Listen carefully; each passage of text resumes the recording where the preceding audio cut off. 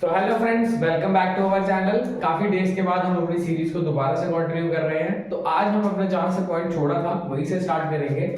हमने आपको पिछली वीडियोस में अर्थमेटिक प्रोग्रेशन चैप्टर का बेसिक दिया था। आज हम बुक के क्वेश्चन आपके साथ स्टार्ट करेंगे। फर्स्ट क्वेश्चन आपकी स्क्रीन पे विजिबल है, क्वेश्चन नंबर 6। क्वेश्चन कह रहा है is -150 a term of AP 11, 8, 5 और 2। सबसे पहले सवाल उठता है कि इस क्वेश्चन में करना क्या है। पिछली वीडियोस में मैंने आपको कुछ वर्ड्स बताए थे जिसमें an का फॉर्मूला यूज होता है। वो वर्ड थे is, if, check whether, how many terms, which term. तो वहीं से मिलता जुलता एक वर्ड स्क्रीन पे भी विजिबल है, इस क्वेश्चन में विजिबल है, जो कि इज है। तो इसका मतलब इसके अकॉर्डिंग जो an है हमारा वो है -150। इस क्वेश्चन के अकॉर्डिंग जो an है हमारा वो क्या है -150। और t1 is equal to a वो दिया हमारे पास 11, t2 हमारे पास दिया हुआ 8, t3 हमारे पास दिया हुआ 5, T4 हमारे पास दिया हुआ 2। अब हम क्या करेंगे, इनका कॉमन डिफरेंस निकालेंगे जिससे ये रेक्टिफाई होगा कि AP है भी या नहीं। उसको निकालने क्या किया जाता है, उल्टा माइनस किया जाता है। T4 माइनस T3 किया जाता है 2 माइनस 5, T3 माइनस T2 करा जाएगा 5 माइनस 8, और T2 माइनस T1 किया जाएगा 8 माइनस 11। यहाँ से -3 आ रहा है, यहाँ से -3 आ रहा है, यहाँ से -3 आ रहा है। ये सारी वैल्यूज हमें सेम दिखेंगे, तो मींस ये इसका कॉमन डिफरेंस बनेगा। क्या बनेगा इसका कॉमन डिफरेंस, जिसको हम डिनोशन देते हैं d से, वो है हमारे पास -3। अब हमारे पास a भी है, d भी है और an भी है। अब हम इनको फॉर्मूला में रखेंगे और अपना n फाइंड आउट करने की कोशिश करेंगे। an का फॉर्मूला होता है a प्लस n-1d। an की जगह पे -150, a की जगह पे हमारा रहेगा 11, n-1 -3। अब हम क्या करेंगे, -150 यहाँ से रहा, 11 यहाँ से रहा, -3 into n -3n, -3 into -1 plus का 3, -150, 11 और 3 प्लस के हैं दोनों, 12, 13, 14 ये हो जाएगा 14 -3n। -150 -14 is equal to -3n। जैसे कि हमने सीखा है, अल्फाबेटिकल वाला एक तरफ रखा जाएगा और न्यूमेरिकल्स एक तरफ चल जाएंगे। इसको मैं ऐड करता हूँ, माइनस माइनस प्लस बनेगा, ये बनेगा -164 is equal to -3n। Minus minus cancel, 3n की वैल्यू 164 के इक्वल आ रही है, n की वैल्यू आ रही है 164/3। और अगर मैं इसको डिडक्ट करने की कोशिश करूँ, 3 5 से 15, 3 4 से 12, 2 गया 3 6 का 18 6। तो ये हमारे पास एक पॉइंट में वैल्यू दे रहा है n की, बट हमारा n एक इंटीजर होना चाहिए, एक नॉर्मल नंबर होना चाहिए, ताकि हमें नंबर ऑफ टर्म्स मिल सके। तो अकॉर्डिंग टू दिस क्वेश्चन मेरा n जो है वो पॉइंट्स में आ रहा है या फ्रैक्शन में आ रहा है। तो इसका मतलब hence -150 is not a term. इस कंडीशन के अकॉर्डिंग, जो इस क्वेश्चन में हमें कंडीशन मिली है कि -150 चेक करना है, एपी दी है 11, 8, 5 और 2। इस क्वेश्चन के अकॉर्डिंग हमारा जो टर्म है, ये जो an है 150 दिया हुआ, ये इस टर्म में नहीं आ सकता। तो सबसे पहले हमने क्या लिखा, जो गिवन वो लिखा an दिया 150, t1 is equal to 11, t2 8, t3 5 और t4 2। फिर उसके बाद हमने अपना प्रोसीजर किया जिससे हम कॉमन डिफरेंस निकालते हैं, वो निकल के आ गया -3। an हमारे पास गिवन है, an के फॉर्मूले में सारी वैल्यूज पुट ऑन होगी। तो इन द एंड n जो हमारे पास निकल के आ रहा है वो आ रहा है एक फ्रैक्शनल वैल्यू, एक पॉइंट वाली वैल्यू। बट हमारा जो n होता है वो हमेशा एक नॉर्मल नंबर रहता है, एक इंटीजर रहता है, क्योंकि नंबर ऑफ टर्म्स एक नॉर्मल इंटीजर होगी।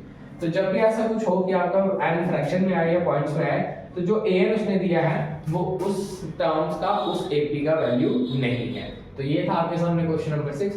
ऐसा क्वेश्चन काफी बार आपके एग्जाम में आज से देखा गया है, होपफुली आपको दोबारा भी जरूर देखने को मिलेगा। तो चलिए मेरे फ्रेंड्स मूव करते हैं नेक्स्ट क्वेश्चन की तरफ। लिखा है find the 31st term of AP whose 11th term is 38 and 16th term is 73। Question देखने के बाद पहला सवाल यही उठता है कि इसको करेंगे कैसे। ना तो इसमें नंबर्स दिए हैं, ना ही इसमें सीरीज दी है, डी किसका निकालेंगे और करेंगे कैसे। सबर देखो कैसे होता है। इस टाइप के क्वेश्चन में आपके एग्जाम में बहुत बार देखने को मिले हैं, जिसमें आपको नॉर्मल सीरीज ना देकर आपको टर्म्स दे देकर बोलेगा यहाँ से फाइंड आउट करो। तो ऐसे क्वेश्चन को देखकर हौसला नहीं हारना है, घबराना नहीं है, हम सिखाएंगे। तो चलो सबसे पहले नोट डाउन करेंगे। बोल रहा है फाइंड T31, तो मतलब T31 तो नहीं है। फिर लिखा है 11 टर्म इज 38, मतलब T11 कितनी दी है 38। बात कर रहे हैं T16 की, T16 दी हुई है 73 और यहाँ पे आके सारा डाटा खत्म हो जाता है, इसके आगे कुछ नहीं है। बट हम क्या कर सकते हैं, ब्रेक डाउन कर सकते हैं, चीजों को तोड़ सकते हैं, शेप चेंज कर सकते हैं। जैसा कि अगर मुझे T11 बनाना हो तो मैं कैसे बनाऊंगा, A + 10D 38। T16 बनाना हो A + 15D = 73। ब्रेक डाउन हो गया। अब यहाँ पे हम क्या यूज कर सकते हैं, एलिमिनेशन वाला, माइनस माइनस माइनस, ये बनेगा -5D, 73 में से 38 काटेंगे, -35, minus minus cancel, D = 35/5, D की वैल्यू निकल के आ रही है मेरे पास 7। जैसे ही मेरा D that is common difference आ जाता है, मैं इसको इसी में पुट कर दूंगा, A + 10D = 38। A तो नहीं है, 10 है, D है 38, A + 70 38, A = 38 - 70, ये भी कर लेते हैं। A की वैल्यू आ रही है -32।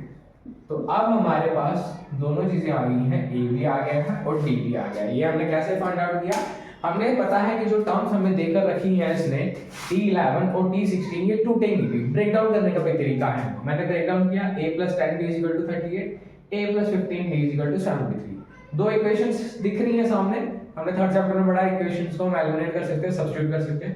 मैंने एलिमिनेशन मेथड लगाकर साइन चेंज करके D की वैल्यू निकाली 7 और इसी D को दोबारा से पुट कर दिया फर्स्ट वाले में, जिसमें मेरे को A भी दे दिया और A और D हमारे पास निकल कर आ गए हैं -32 और 7। अब मुझे इसको फाइंड आउट करना है जो मुझे क्वेश्चन में पूछा है। T31 = A + 30D की शेप में निकलना चाहिए। A की जगह पे -32 रखो, प्लस की जगह प्लस, 30 की जगह 30, D की जगह पे 7। T31 = -32 + 210, तो 210 में से 32 वाले हम काटते हैं, यहाँ बचता है 20, 20 में 3 के 17, 8। तो जो T31 की वैल्यू निकल के आ रही है वो आ रही है 178, जो कि इस क्वेश्चन के अकॉर्डिंग हमारा आंसर निकल के आया।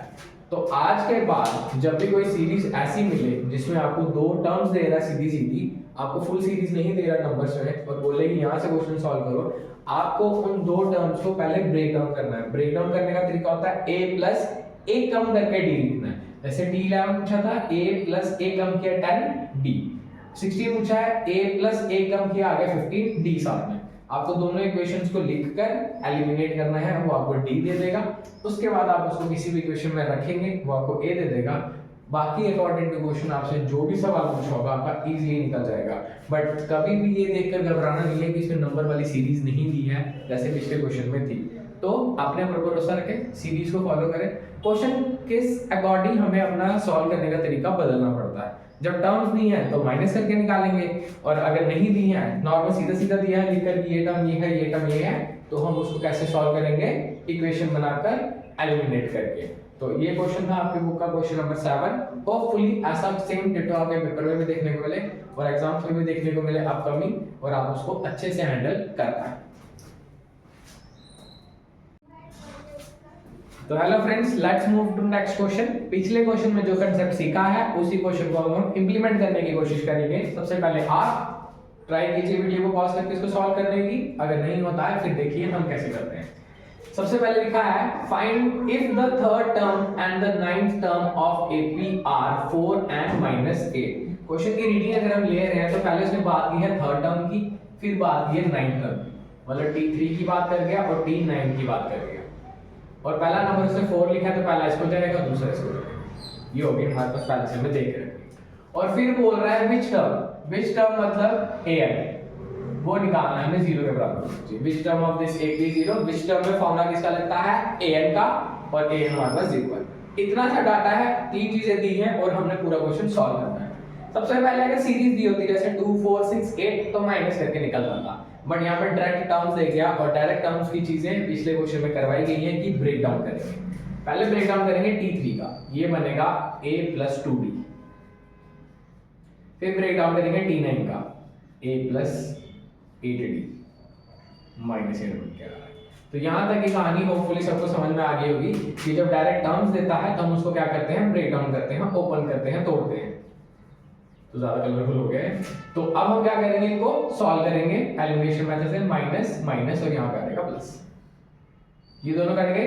8 में से 2 गया तो बनेगा -6d, 8 और 4 प्लस प्लस हो गया 12, d की वैल्यू आ गई 12 माइनस का 6 7, d की वैल्यू निकल के आ गया -2। जैसे ही मेरे पास d निकल कर आ गया है, ये मेरी फर्स्ट कंसीडर है, ये मेरी सेकंड कंसीडर है, तो मैं इसको क्या करूंगा, पुट करूंगा फर्स्ट में,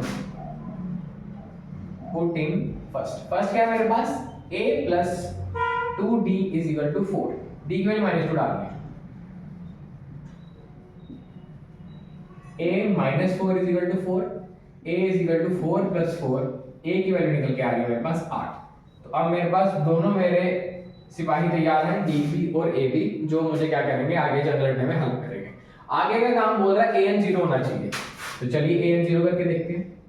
an 0 दिया है, a plus n minus 1 d is equal to 0, a की वैल्यू क्या निकली है 8, n माइनस 1, d की वैल्यू क्या निकली है -2।